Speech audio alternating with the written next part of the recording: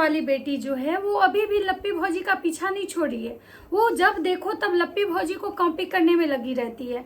पता नहीं उसको लप्पी भौजी से क्या प्रॉब्लम है, उन्हीं के पद चिन्हों पे क्यों चलना चाहती है, उसको और कोई अच्छा इंसान नहीं मिलता है, या लप्पी भौजी को हमेशा एकदम मतलब कि टोंट करती है।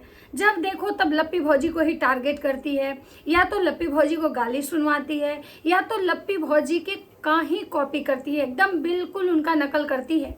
एकदम से ना ये लड़की नकलची है। देखिए लप्पी भौजी मूवी देखने गई तो ये भी मूवी देखने गई। देखिए लप्पी भौजी पहले अपना ससुराल छोड़ के भागी थी, देखिए ये भी अपने ससुराल छोड़ के भागी। लप्पी भौजी को स्टार्टिंग में अपने सास ससुर से नहीं पड़ता था, झगड़ा होता था, तो सेम ये जो लड़की है ना, ये भी देखिए अपने सास से लड़ के भाग के चली आई है।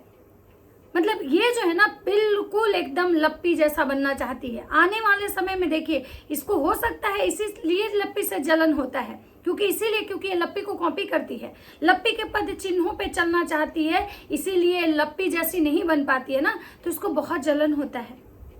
तो दोस्तों ये सारी जो बातें हैं ना, ये कन्यादान वाली बेटी के बारे में है। तो नमस्कार, कैसे हैं आप लोग? उम्मीद करें बहुत अच्छे होंगे, स्वस्थ होंगे, मस्त होंगे, अपने काम में व्यस्त होंगे। मैं प्रिया शर्मा और मैं अपने इस नए वीडियो में आप लोग का स्वागत करती हूं।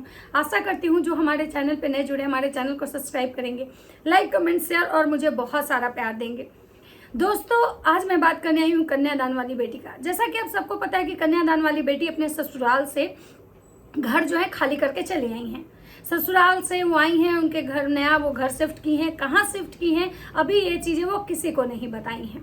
हाँ, ये सबको अंदाजा है कि भाई उनका जो पे मार्केट है, दुकान है बसंतपुर में, वहीं पे वो कहीं ना कहीं अपना जो है घर ली हैं, क्योंकि उनके वहाँ से उनके कहना था कि उनका मतलब पतिदेव का जो है दुकान नज़दीक हो गया। वहाँ से फिर उनके रेस्टोरेंट का काम चल रहा है, जिसकी ओपनिंग कुछ दिन बाद होने वाली है, उसका काम चल रहा है, तो वो देखना होगा। उसके बाद उनको डॉक्टर के पास जाना है, वो देखना होगा, क्योंकि उनकी जो भी हालात हैं वो तो अब जग जाहिर हो चुका है। वो तो इसमें अब कोई भी इफ वट नहीं है, क्योंकि भाई एक तरफ से क्या बोलते हैं, एक तरफ से वो कहती हैं कि हम खुद से रिवील करेंगे, एक तरफ से कह रही है कि आप झूठी अफवाहों पे ध्यान मत दीजिए। अगर हमको लेके, मेरे प्रेगनेंसी को लेके अगर कोई कुछ बोलता है तो आप उस बात पे बिल्कुल ध्यान मत दीजिएगा। लेकिन एक तरफ से खुद ही वो ऐसी ऐसी चीज़ें दिखाती हैं कि जो लोग मतलब सोशल मीडिया पे हैं तो ऑलमोस्ट ऐसे ब्लॉगिंग जो है ना औरतें ही देखती हैं। मतलब जो घर की जो मतलब होती है ना लड़ाई झगड़ा सास ननद का, या ब्लॉगिंग बहुत ज़्यादातर जो होती है इस टाइप की, वो औरत देखती हैं। तो भाई सबसे बड़ी बात है कि जो औरत ऑलरेडी पहले माँ बन चुकी हैं, जिनके पास बच्चा है, वो औरतों को तो सब कुछ समझ में आ रहा है कि प्रेगनेंसी कंसीव होने पे क्या होता है, नहीं होता है, प्रेगनेंसी में क्या करना चाहिए, नहीं करना चाहिए। तो पता नहीं हमको समझ में नहीं आ रहा है कि ये छुपा रही हैं कि ये दिखा रही हैं। उसके बाद ये जो कुछ भी कर रही हैं ये क्या सोच के ऐसा करती हैं। एक तरफ तो ये कहती हैं हर 4 दिन के बाद इनको नज़र लगता है। अगर इनको सर्दी बुखार होता है तो ये बोलने आती हैं कि सब हमको नज़र लगा दिया। अगर इनके पति बीमार होते हैं, इनकी सास को माथा दर्द होता है तो कहती हैं मतलब कि सब नज़र लगाता है। अगर इनकी सास का ब्लड प्रेशर लो हो जाता है, शुगर हाई हो जाता है तो कहती हैं कि सब जलता है, सब नज़र लगा देता है, जलने वाला जल जल के स्वाहा हो जाओ। और एक तरफ जो ये हैं ये खुद ही अपनी प्रेगनेंसी की चीज़ों को ऐसे दिखा रही हैं जैसे कि जानबूझ के लोग जो है ना इनके कमेंट सेक्शन में जाके इनको बोले कि अगर प्रेग्नेंट हो तो ऐसे मत करो, और अगर प्रेग्नेंट हो तो फिर झूठ क्यों बोली, फिर जब राज परिवार तुम्हारे प्रेगनेंसी को लेके बोला तो तुमको इतना गुस्सा क्यों आया। मतलब ये गाली सुनने वाले जो दोनों काम है ना ये खुद कर रही हैं। अब मैं बात करती हूँ कि ये जब गई है वहाँ पे मतलब अपना घर छोड़ के, तो पहले तो सबको ये दिखाएं कि भाई इनका जब एनिवर्सरी वाला पार्टी हुआ वहाँ पे ये मेहंदी नहीं लगवाई, वहाँ पे एक क्लू दी कि भाई हम प्रेग्नेंट हैं। उसके बाद जब स्टेज पे कोई लड़का मतलब अनाउंस कर रहा था वो बोला कि भाई अगले साल ये लोग 3 हो जाएंगे, वहाँ पे एक क्लू दी। उसके बाद इनकी नंदे जो सोहर गा रही थी स्टेज पे वो क्लू दी। उसके बाद ये खुद आई और लड़ने भिड़ने की मेरी प्रेगनेंसी को रिवील करने वाला सामने वाला होता कौन है। तो भाई अगर हो सकता है कि सामने वाला आपका दुश्मन हो, सामने वाले से आपके झगड़े चल रहे हैं, तो वो रिवील करा तो आपको बहुत दुख हुआ। लेकिन बहुत सारी ऐसी ऑडियंस, बहुत सारे आपके खुद के जो व्यूअर्स हैं, बहुत सारे रिएक्शन वाले जो हैं, उनके घर में भी बच्चा हुआ है तो वो ये बात बोले कि लगता है कि आप प्रेग्नेंट हो, ठीक है, और इसकी वजह से जो है ना आप ऐसा नहीं कर रहे हो। हाँ, सामने वाले ने भी पहले बोला, अब सामने वाले को कैसे पता है, किसके थ्रू पता चला, ये तो खैर आप जानती हैं, क्योंकि आपसे बेहतर तो कोई नहीं जानता इस चीज़ को। अब बात करते हैं कि अगर आपको इस चीज़ को छुपाना था, या अगर आपको पहले जो भी चीज़ें आपके साथ हो चुकी थी जिसकी वजह से आप अगर घर बदले हो, जगह बदले हो, तो मुझे लगता है कि थोड़े से आपको घर जगह के साथ साथ अपने स्वभाव में भी परिवर्तन लाना चाहिए। अगर केवल जगह और घर बदलने से चीज़ें सही नहीं होंगी, पहले आपको शुरुआत अपने आप से करना चाहिए। आपको अपने स्वभाव में, अपने नेचर में, अपने बिहेवियर में, अपने रहन सहन में बहुत सारी ऐसी चीज़ें हैं जो बदलने की ज़रूरत है। एक बात बताइए, जब आपका पिछला वाला जो कंडीशन जो हुआ था, जो आपकी मिसकैरेज हुई, उस समय इस वजह से हुई कि आपने प्रिकॉशन नहीं लिया, प्रॉपर अपने ऊपर ध्यान नहीं दिया, बिना मतलब के आपने वो चीज़ें करी जो आपको प्रेगनेंसी के कंडीशन में नहीं करना चाहिए था। 3 महीने तक कोई भी प्रेग्नेंट लेडी होती है, शुरुआत में उसको 3 महीने तक बहुत सोच समझ के चलना पड़ता है, बहुत फूक फूक के कदम उठाना पड़ता है, लेकिन आपने उस समय ऐसा नहीं करा।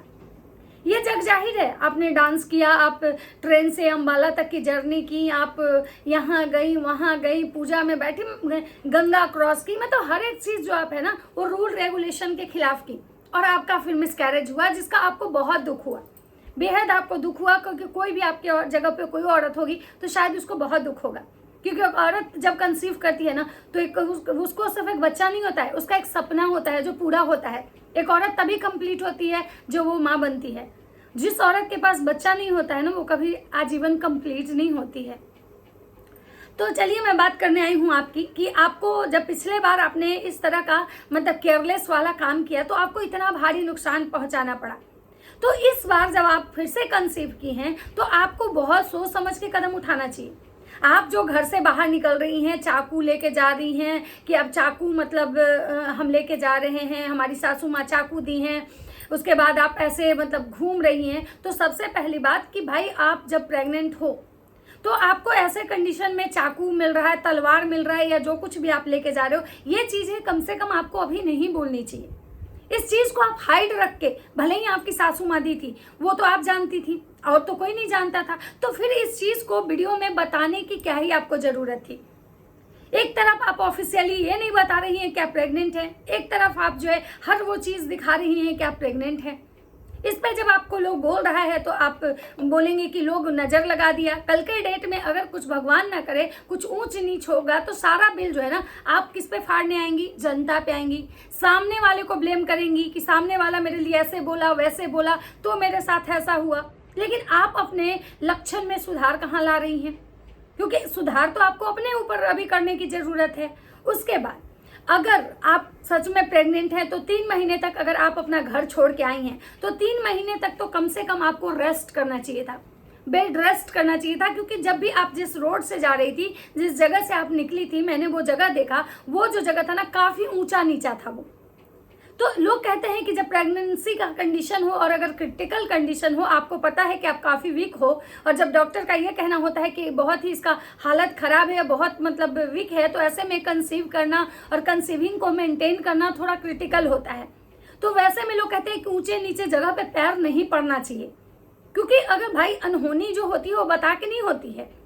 तो आप जो ऐसे गई, कहीं ना कहीं ये भी मतलब सही नहीं है, ये भी आपने जो किया बिल्कुल अच्छा नहीं किया। उसके बाद अगर आपको मूवी देखने की बात है तो कोई ज़रूरी नहीं था कि आप जो मूवी देखने गई थी वो नाइट का ही शो आप देख सकती थी। एक तो कि अगर आप 3 महीने या फिर प्रेगनेंसी तक अगर मूवी नहीं भी देखती तो शायद चल सकता था, कोई भी सियारा हो या सयारा हो या कोई भी दुनिया की मूवी हो, क्योंकि आपको फर्स्ट प्रायोरिटी पहले अपने बच्चे को देना चाहिए था, अपने आप को देना चाहिए था, तब आपको मूवी को देना चाहिए था। लेकिन आपने यहाँ पे क्या किया? आपने वो किया जो आपको नहीं करना चाहिए था। आप चली गई मूवी देखने, उन्हें भी रात के नाइट शो। अगर देखना था तो आप दिन में जाके देख सकते थे, लेकिन आपने यहाँ भी वैसा नहीं किया। आप नाइट शो देखने गई, चाकू लेके गई। उसके बाद अगर कुछ होता है तो सबसे पहले आप बिल फाड़ोगे किस पे? दूसरे पे, क्योंकि इंसान एक ऐसा मतलब प्राणी है ना जिसको अपनी गलती नहीं हमेशा दूसरे की गलती नजर आती है। अब चलिए बात करते हैं बहुत सारे लोग का, कि बहुत सारे लोग का कहना है कि लप्पी भौजी के पद चिन्ह पे चल रही है। लप्पी भौजी जो है ना सास ससुर से लड़ाई करके ऐसे ही घर छोड़ के निकली थी। उनको घुटन होता था ससुराल में, इसलिए वो घर छोड़ के निकली थी, परिवार के को छोड़ के निकली थी, और मतलब माता जी वो घर में काम करना नहीं चाहती थी, इसलिए वो घर छोड़ के निकली थी। और कहीं ना कहीं ये जो कन्यादान वाली बेटी है लप्पी भौजी को कॉपी कर रही है। लेकिन मेरा यहाँ पे ये कहना है कि लप्पी भौजी के जो कंडीशन और हालात थे वो अलग थे। वो पढ़ने के लिए निकली थी और ये बेबी प्लानिंग के लिए निकली है। तो मुझे नहीं लगता है कि दोनों को कंपैरिजन मतलब करना चाहिए। और रही बात लप्पी भौजी को कॉपी करने की, तो मैं तो कन्यादान वाली बेटी को यही कहना चाहूंगी कि अगर कॉपी ही करना है तो किसी अच्छे लोग को करो, जिसमें कि कोई टैलेंट हो, जो कि तुमको कुछ सीखने के लिए मिला। अगर तुम लप्पी भौजी से सच में कॉपी कर रही हो या लप्पी भौजी से जल रही हो, तो मुझे लग रहा है कि तुम्हारे से मूर्ख इस दुनिया में कोई नहीं होगा। अब बात करते हैं कि बहुत सारे लोग का कहना है कि इसको ससुराल में दिक्कत हो रहा था, फ्रीडम नहीं मिल रहा था ना, और यहाँ आई है तो मस्त ये घूम रही है। यहाँ आई है तो इसको आज़ादी मिला, जो भी घूमने का मन था ये घूम रही है, उसके बाद जहाँ भी जाना है वहाँ जा रही है। क्योंकि देखिए ये जो लोग कह रहे हैं ना, वो भी कहीं गलत नहीं कह रहे। आप जो वीडियो में दिखाएंगी, जो लोग देखेगा, लोग उसी पे बात करेंगे। इनको आए हुए अभी मतलब जुम्मा 4 दिन नहीं हुआ इस शहर में जहाँ भी ये शिफ्ट हुई हैं। आते आते पहले इन्होंने अपना घर नहीं सेटअप किया, पहले ये घर में सेटअप नहीं की, पहले इनका रहना सहना घर में स्टार्ट नहीं हुआ। घर में ये जिस चीज़ के लिए आई थी कि भाई हम घर को मतलब सेटअप करेंगे, कोई भी कहीं जब शिफ्ट होता है तो पहले अपना घर सेटअप करता है। उसको महीने दिन लग जाते हैं घर सेटअप करने में, तब वहाँ का लोकेशन जो होता है वहाँ पे लोग घूमने जाता है, ना कि आते आते घर में सामान रखता है और सेकेंड डे से पहले वो घूमना ही शुरू करता है। तो जो लोग अगर इन पे उंगली उठा रहे हैं वो कहीं ना कहीं इनके लूर लक्षण से ही उठा रहे हैं, क्योंकि आप जो दिखाइएगा लोग उसी पे बात कर रहे हैं। बहुत लोग हैं जो इनको समझा रहे हैं कि बेटा शो ऑफ नहीं करो, तुमको पहले पता है कि प्रेगनेंसी जब 3 महीने तक होती है ना, उसको ऐसे नहीं करना चाहिए, नजर लगता है। लेकिन बेटा को तो भाई इन सब चीज़ों से कुछ परेशानी नहीं है। बेटा तब आएंगी बिल फाड़ने लोगों पे कि लोग की वजह से हुआ, उसके वजह से हुआ, उसके वजह से हुआ। मतलब क्यों? इनको अपने में कोई वजह नहीं देखना है कि हमारी कहाँ गलती है। लोग इनको कह रहे हैं कि तुम बाहर मत निकलो, अगर तुम प्रेग्नेंट हो तो ये छुरा चक्कू लेके जाने से कुछ नहीं होता है। छुरा चक्कू लेके भाई आप चल रहे हो, ऊंच नीच अगर सड़क भी है तो हो सकता है आपका पैर ही कुछ हो जाए, पैर ही मुचक जाए, वैसे कंडीशन में इंसान गिर जाता है। भाई मतलब होनी जो होती है ना, दुर्घटनाएं कभी बता के नहीं होती है। तो आपको कहावत है ना कि अगर सोची सदा सुखी, प्रिकॉशन आपको खुद पहले लेना है। अब बहुत सारे लोगों का ये कहना है कि इनको आज़ादी मिल गई, तो भाई आप दिखा रहे हो कि आते आते आप पहले घर शिफ्ट नहीं किया, पहले मूवी देखने चली गई।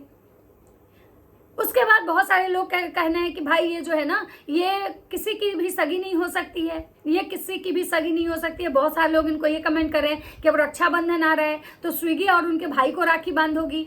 बहुत सारे लोगों का ये कहना है कि ये जो है ना, अरे बापड़े, ये तो है, इसको देखिए इसकी तबीयत यहाँ आते आते ठीक हो गई। यही ससुराल में रहती थी तो रोज ही बीमारी दिखाती थी, रोज इसका नाटक था कि बीमार है बीमार है बीमार है, और रोज इसके चेहरे पे ना 12 बजा रहता था। लेकिन अब देखिए, अब इसके चेहरे पे एक अजब सी मुस्कुराहट है, ये आजाद हो गई, इसको जो चाहिए था वो मिल गया। ये वहां ससुराल में नहीं रहना चाहती थी, इसको शुरू से ही उस घर में प्रॉब्लम था। वहीं बहुत सारे लोग कह रहे हैं कि भाई तुम अपनी सास को देखो कि तुम्हारी सास कितनी अच्छी है। सही बात है, वो जिस घर में ये इतना रायता फैलाती है उस घर में वो लेडी हमेशा मुंह चुप करके रखती है। बहुत रेयर में जब उसको लगता है कि पानी सर से बाहर जा रहे हैं ना, और गंदगी होता है, जब बात उसके परिवार पे आती है तब वो औरत बोलने आती है, लेकिन तब तक वो नहीं बोलती है। लेकिन ये तो हमेशा इसका जो मुंह है ना, हमेशा एकदम चपट चपट चलता है। बहुत सारे लोग का ये कहना है कि भाई ये जो लप्पी भौजी को कॉपी करी है और कहीं ना कहीं लप्पी से जलती है। तो मैं यहाँ पे कहना चाहूंगी कि देखिए, अगर आप ऐसा कह रहे हो तो भाई जो लप्पी भौजी को अच्छा भी समझ रहा है कि लप्पी भौजी जो है ना वो बहुत अच्छी हैं, उनको लोग अच्छा के श्रेणी में बहुत लोग हैं जो उनके नाम का गुणगान करता है, अब उनके सामने उनकी पोल पट्टी खुल जाएगी कि भाई लप्पी भी अपने सास से लड़ती थी, क्योंकि बहुत लोग का कहना है कि सास से लड़के आई है। लेकिन मैं कहना चाहूंगी कि अगर ये सास से लड़ के आती तो इसकी सास फिर पूजा पाठ में कैसे आती? अगर इसकी सास सच में मतलब इससे गुस्सा रहती या इससे इसकी सास नाराज रहती तो इसके घर में जब पूजा पाठ हो रहा था तो उस समय वो कहाँ कैसे रहती? अगर लड़ाई होता तो किसी की सास आएगी। बहुत सारे लोग का कहना है कि भाई इसके जो सास हैं मतलब वो पूजा पाठ के दिन आई थी फिर चली जाएंगी। देखिए बाद का क्या होगा वो मुझे नहीं पता, लेकिन अभी तो मैंने देखा बहुत लोग का कहना है कि ये घर रेंट पे ली है कि भाई ये खरीदी है। अब ये तो भाई वो सामने वाला बता सकता है कि भाई वो रेंट पे घर खरीदा है या लिया है। वहीं पे मैडम जी का एक चीज और है, मैडम जी कमेंट तो सबकी पढ़ रही हैं, लेकिन जो कमेंट उनके लायक है उसको लाइक करती हैं और जो कमेंट नेगेटिव है उसको ध्यान नहीं देती हैं, क्योंकि ये तो सारे ब्लॉगर का है। मैडम तो फिर भी अपने कमेंट को सजा के रखी हैं। बहुत ब्लॉगर का तो हम देखते हैं कि कमेंटे डिलीट हो जाता है। तो मैं यहाँ पे कहना चाहूंगी कन्यादान वाली बेटी से कि देखो बहन, तुम सच में अगर प्रेग्नेंट हो, तुम्हारा प्रेगनेंसी का सिम्टम्स लोगों को समझ में आ रहा है, तो तुम अपने चीजों पे पहले बदलाव करो, पहले अपने आप में सुधार लाओ, पहले खुद को बैलेंस करना सीखो। क्योंकि खुद में अगर तुम सुधार नहीं लाओगी तो जिंदगी भर दूसरे पे बिल फाड़ने से कुछ नहीं होगा। कहावत है ना कि होत पछतात, कैसे तो कहावत है ना कि चिड़िया चुग गई खेत, अब पछतात होत क्या जब चिड़िया चुग गई खेत। तो तुम्हारे पास अगर मौका है, अगर तुम इतना, एक तुम्हारा मिसकैरेज हुआ उसके तुरंत बाद तुम जो है ना कंसीव कर गई, ये बहुत बड़ी बात है। तो अगर तुमको भगवान मौका दिए ना तो उस मौके को समझो, और ये चाकू लेके तलवार लेके मत चलो, लोहा का रिंग भी आता है वो पहन के बैठो। और हर चीज से को दिखाना जरूरी नहीं होता है, कुछ चीजें पे ना कुछ चीज रहने दो आगे दिखाने के लिए, और खुद पे पहले संयम रखना सीखो। क्योंकि दुनिया की नजर से पहले कभी कभी हमें हमारी खुद की नजर भी लग जाती है, हमारी खुशियों को हमारी नजर भी लगती है। बाकी आप लोग का क्या कहना है, अपनी अपनी राय कमेंट बॉक्स में जरूर दीजिएगा। वैसे मैं थोड़ा सा लो फील कर रही हूँ, इसलिए हमारा शायद वीडियो का बोलने का जो टोन होगा ना, हो सकता है कि बहुत मतलब शांत लग रहा हो। तो चलिए कोई नहीं, हमेशा एक जैसा नहीं होता है। मिलते हैं नेक्स्ट वीडियो में, तब तक सबको बाय बाय।